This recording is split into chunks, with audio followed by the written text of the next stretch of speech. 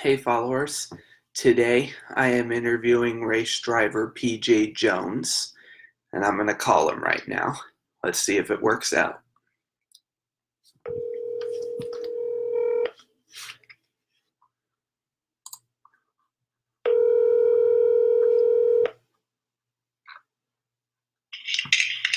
Hey Jace, can I help you? Hey, this is Doug. Is PJ available for the interview now? Yeah, hold on one moment, let me check.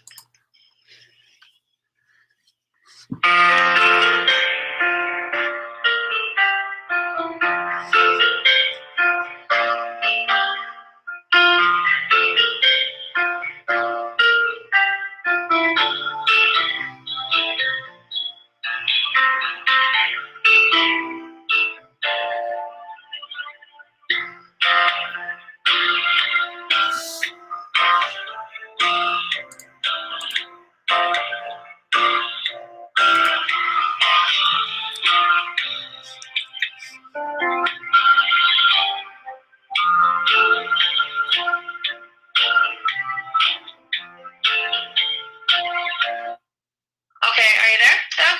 Yeah, I'm here. Okay, let me transfer you to him. Alrighty. Hold on.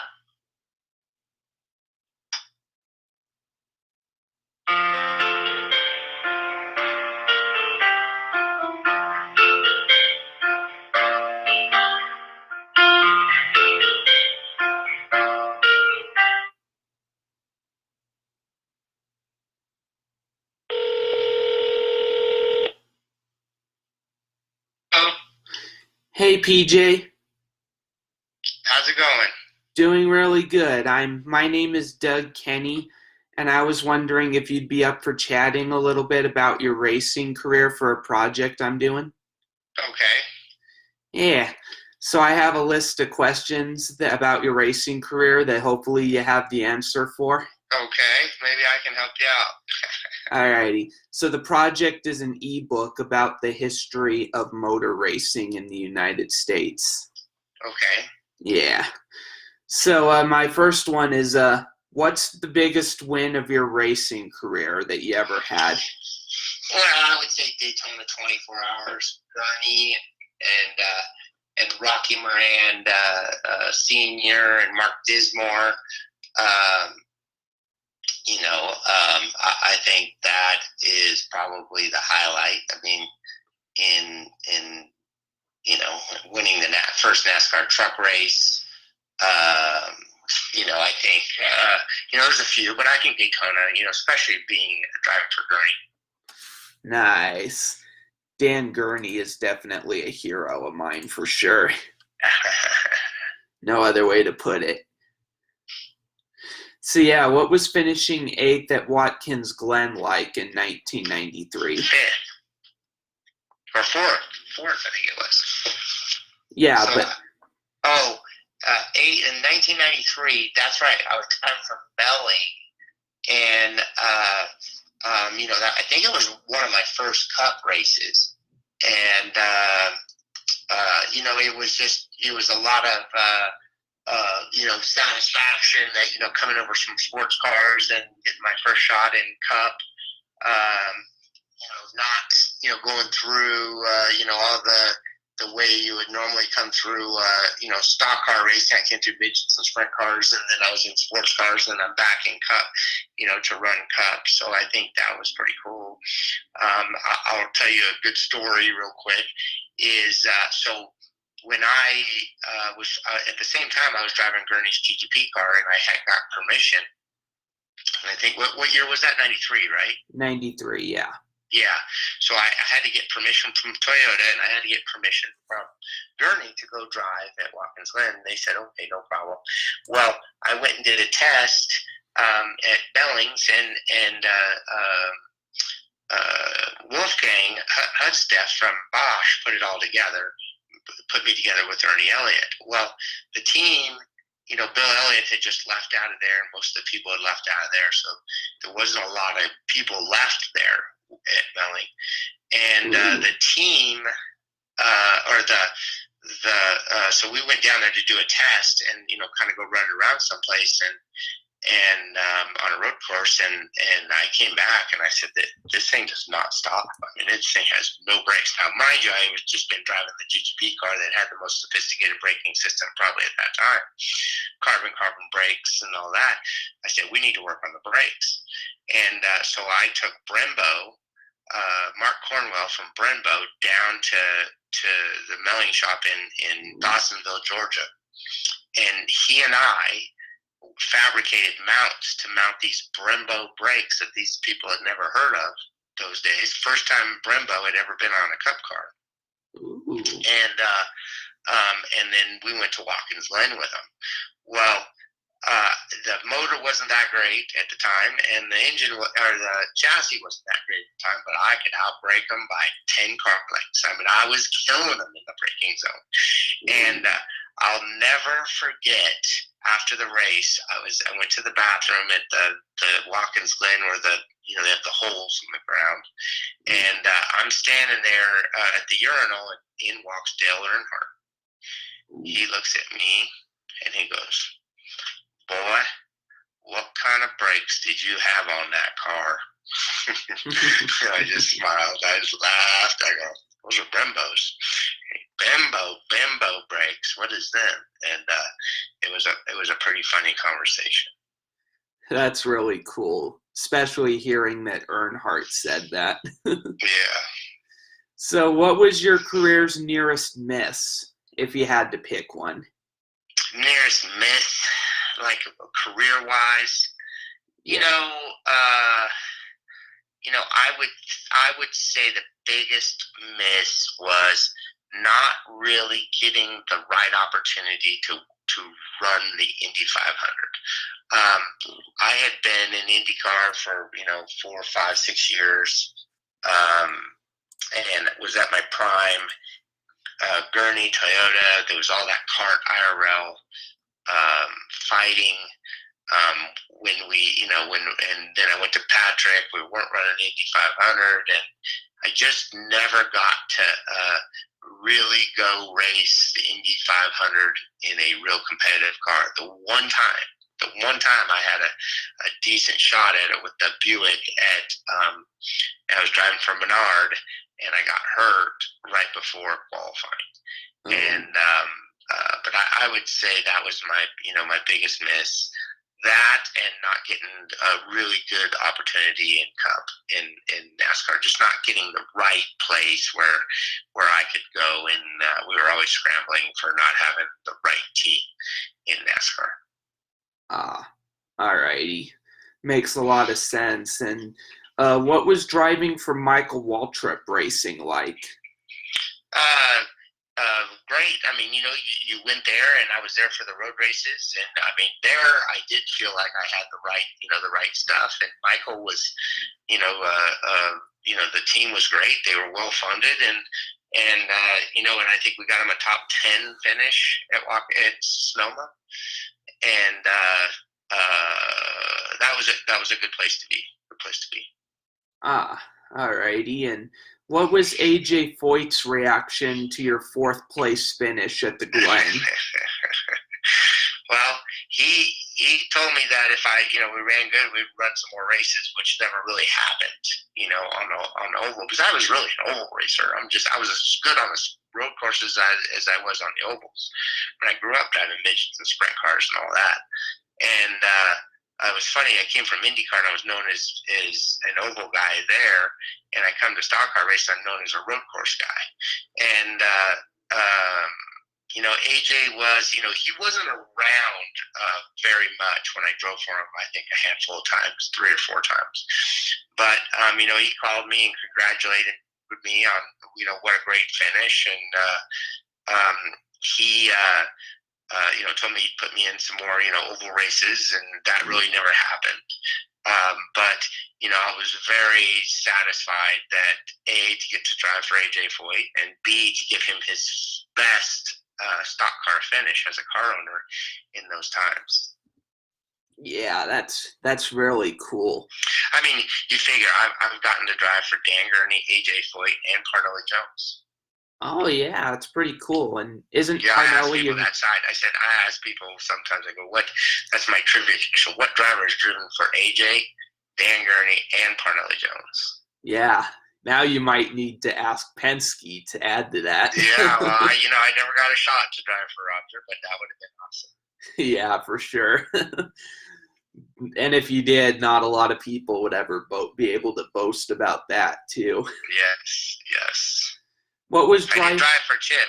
I did get to drive for Ganassi one time. So, Ah, cool. What was driving a car like your father's like in 2007?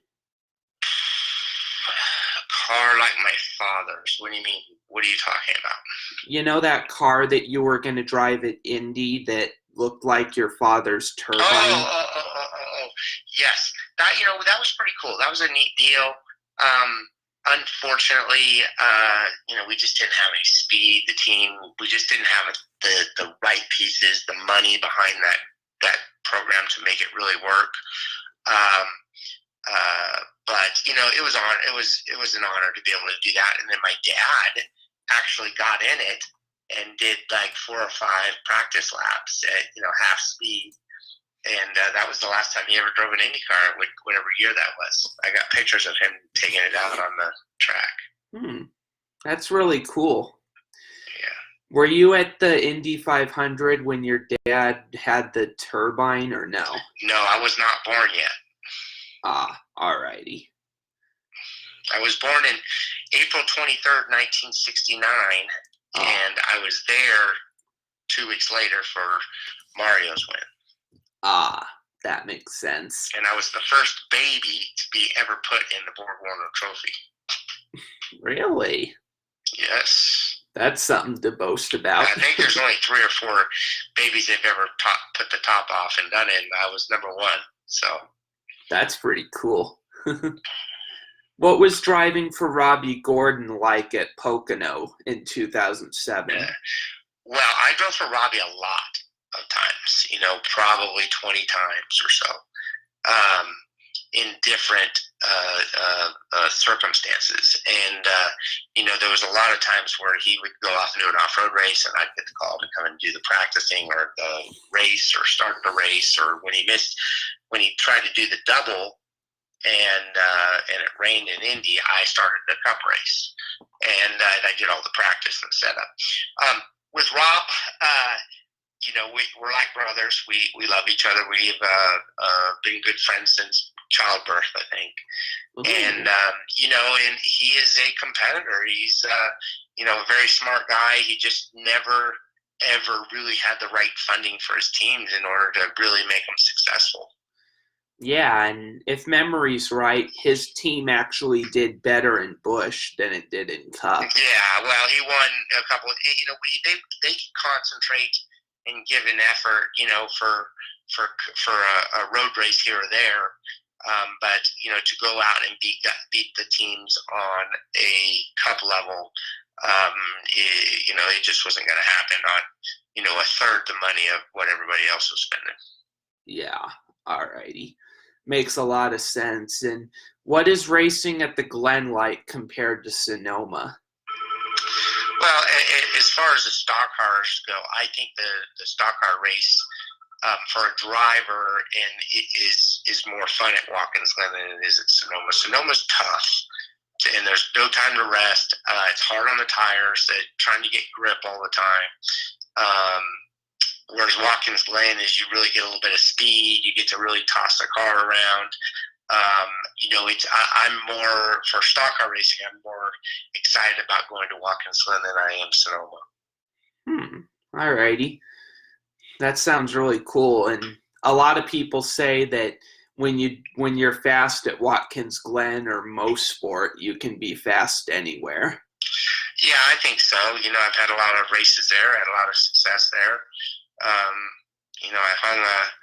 I did hang a Firestone Firehawk car on the fence in 9 before they had the chicane, and went over the back of the fence there with a brake issue. But that place has been very good to me. I've had good success there, and I've always loved all the configurations that we've run there. Ah, cool. Are you religious at all? And if so, how did it impact your career? No, I'm not religious. Yeah. Yeah, some drivers have told me that as well. Yeah. Yeah, no problem. So, what was it like driving for Richard Childress in Mexico City? That was a great opportunity. I felt like I really had a good opportunity to run well. I'm not sure. I can't remember where we finished. I think we had did we have a failure or something? I can't remember exactly what happened. The weekend didn't go quite as well as we'd hoped. I think you finished 25th, if my memory Yeah, we had right. some kind of a problem. I don't remember what it was, but it was a great opportunity. I was hoping to get some more opportunities out of that, but just didn't happen. Richard was a great car owner to work for, and I was happy to be able to do it. Yeah, and that was the road course car that later would win Montreal and Watkins Glen, if memory's right. Yeah, I don't know about that, but possibly. Yeah. Who was your greatest friend in NASCAR? I think, Jimmy Johnson and I, and Robbie. Jimmy Johnson, Robbie Gordon, Blaze Alexander. We really had a pretty tight relationship with all three of them. Yeah, and did you hear that Johnson is going to retire after next year? Yeah. Yeah, I have tremendous respect for him. He's one of the greatest drivers probably in the sport. You know what I mean? Yeah, 100%. What was Frank Kerr like as your crew chief? He was good. He was awesome. Great to work with. Easy to work with. Always believed in his driver. He obviously was a champion sprint car driver himself, and we had a lot in common. I enjoyed working with him. Yeah, and I met him a year ago at the Cup race in Phoenix. Yeah. So he was pretty cool. Yeah. Really good guy.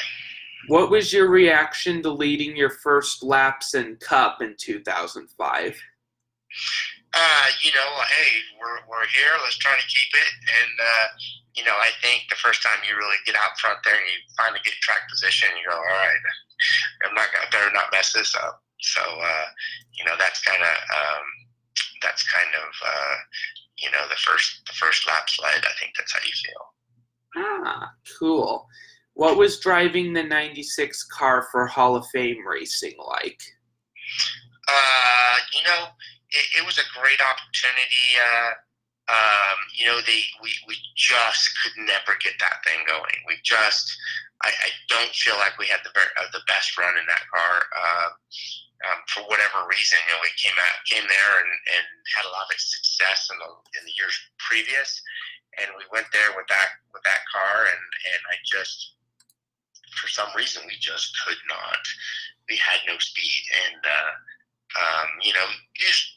when I get called to run a road race, it's because they're struggling in their road race program, and we just, for some reason, just couldn't get it going. I'm not sure where I finished, but I don't think it was very good. Yeah, and to be honest, the 96 car was probably a lot better when it was with Chevrolet and when it was with Tony Raines. You know what I mean? Yeah, right. Yep. So what was driving the 04 car like for Robbie's team? Well, it goes back to, it was just really a shoestring deal. I mean, we didn't have the people. We should have never been running two cars. I kind of just went there to have fun with Robbie and kind of do something. I didn't really have anything going at the moment, and to help my friend out. But it was we always struggled for, having all the right stuff. Yeah, like you said earlier, yeah. So what is your favorite? Oh, wait, I've already asked that. Alrighty. What was working with Mike Hillman Sr. like as a crew chief?